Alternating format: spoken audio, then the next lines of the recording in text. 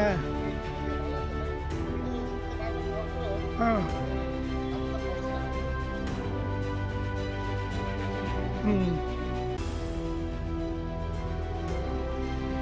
এই বৃষ্টির কারণে এবছর তো পাখি নাই কইতে গেলে কম আর কি, নাহলে এই সময় তো প্রচুর পাখি থাকে, মাইগ্রেটরি বার্ডসগুলো আর কি।